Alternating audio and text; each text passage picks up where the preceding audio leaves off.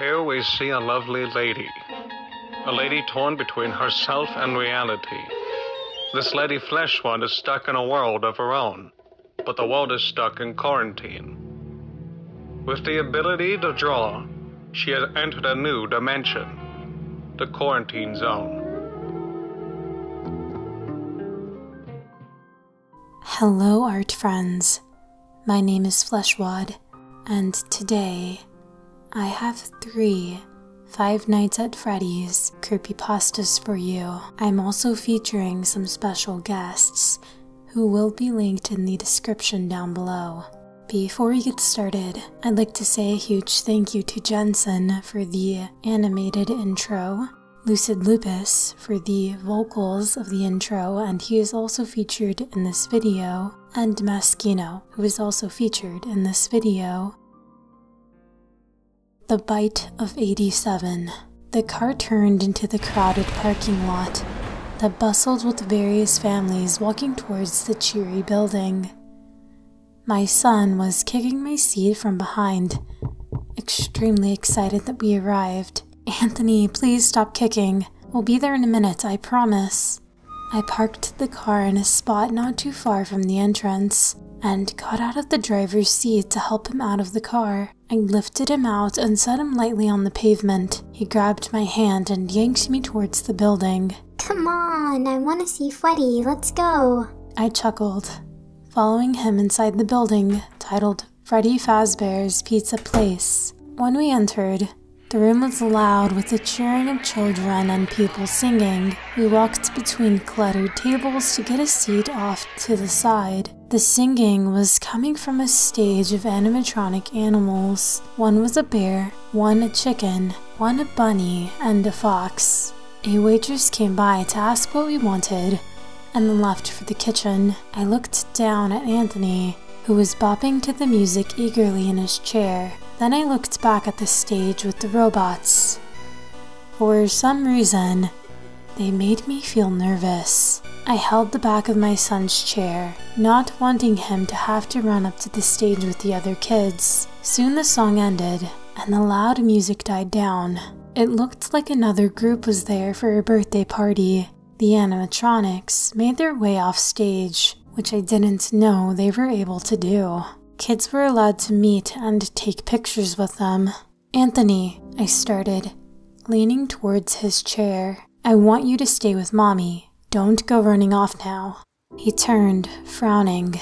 "But I want to see Freddy. It's not fair." I pat his shoulder and made sure that he wouldn't get up. We both watched the large group celebrating a boy's birthday. Before getting their pizza, the boy eyed the robot animals excitedly. He jumped up and ran towards the robot fox, Foxy, from Pirate Cove. It did not seem like his mother was paying attention to what was happening. Just as pizza arrived at our table, a loud shriek sounded throughout the restaurant. All of the customers, including myself and Anthony, looked in the direction that it came from, and our mouths dropped. Anthony quickly hugged me, averting his eyes from the gruesome scene. I cringed, holding him. The boy cried, standing frozen in place, with his arms dangling by his sides. Foxy held the boy firmly by the shoulders, his sharp teeth sinking into the boy's forehead. Blood soaked down his clothes. He whimpered quietly, tears rolling down his cheeks. "Mommy," he screamed, jerking his mother's attention towards him. She stood a few feet away from the action. Screaming, she grabbed a pizza cutter from the table and threw it at the machine, denting and slicing through the metal and wires from his torso. Anthony cried into my shirt. I couldn't take it anymore. I used the restaurant's phone, dialing 911. I waited for the police to answer, watching the victim's mother throw forks at the mechanical fox. 911, what is your emergency? Thank heavens, I gasped. I'm in Freddy Fazbear's Pizza Place. One of the animatronics has his mouth on a young boy's head. The boy's head is being bitten. I tightly held my son's hand as he stood next to me. No need to say more, ma'am. We're on our way. I hung up the phone. Another parent already went to find the restaurant's manager. The boy was paralyzed with fear and pain. His mother tried to pull him out of Foxy's grip without success. I opened the main door, leading my son outside. We weren't going to stay any longer. A couple of days after the incident, a newspaper came out. The headline was, "Boy Survives Robot Malfunction." I decided to read it, worried for the little boy and his family. I learned that the fox had ripped out the boy's frontal lobe, but he survived. After a long trip to the hospital, the owner refused to shut down the restaurant. The only thing he did was say that Foxy was out of order and didn't use him for the stage performances. I shivered.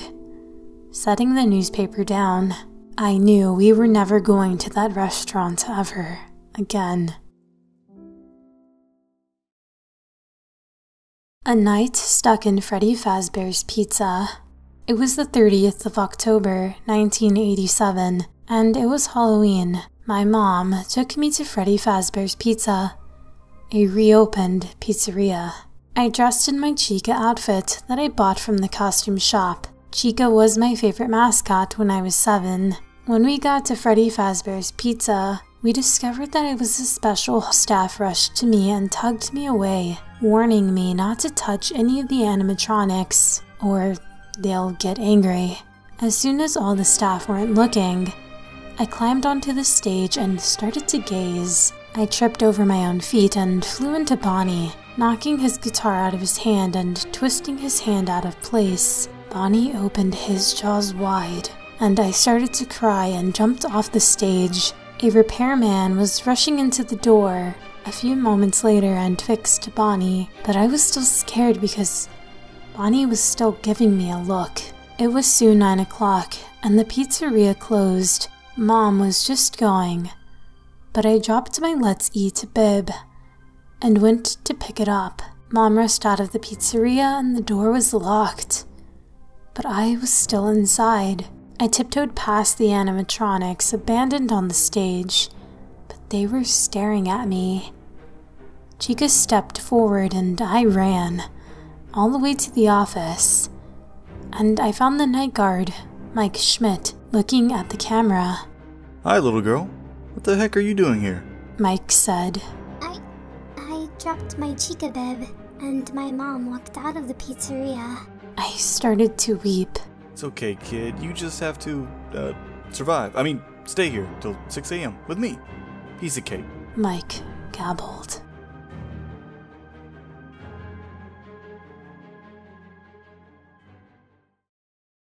Why me? I couldn't believe it. My birthday was coming up. My 6th birthday, to be exact. And my parents were taking me to Freddy Fazbear's Pizza. That place was one of the most fun places on earth. Oh my god, thank you, Mom. I shouted and hugged my mom and father. "You're welcome, son. Now, you have to be extra good for the rest of the week or else we can't take you there, okay?" My father said. I nodded.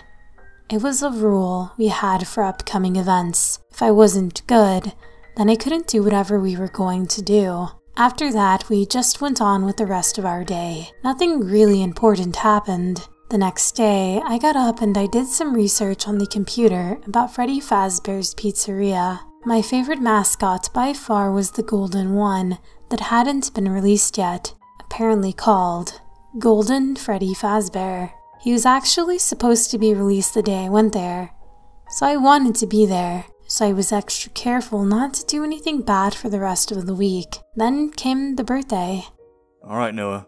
You've been pretty good this week, so let's go," Dad said as he put on his jacket. "Yup, you're right, Frank," my mom said. Yay! I said, and started to get ready. I put on my jacket and my clothes, and we headed out the door. We drove off, and I kept thinking about Golden Freddy Fazbear and what the site had mentioned about him. Apparently, he was the nicest out of all the animatronics, and would give out free pizza. I also thought about my 4 friends that were coming. We arrived at the pizzeria, and I saw my friend Brian there. Hey, Brian. I said. "Hey, Noah." he replied. I caught up with my other friends and we all went inside. It was Brian and Jenny's first time here, so I kinda showed them around. My other friend, RJ, suggested we sneak off and go backstage and talk to the animatronics. So we went backstage, and we saw Freddy himself. Freddy, when is Golden Freddy coming, Freddy? Freddy said. In a few minutes. In the meantime, follow me. We can get some pizza and some cake. He said. What's your name, little one? He asked me. Noah Blackley. I told him. We went off to get pizza and cake, so we followed Freddy into an empty room. Where's the pizza? I asked. Then I saw Freddy was gone. Where'd Freddy go? Brian asked. I don't know, he'll be back, I said cheerfully. Then a man in a purple sweater had appeared.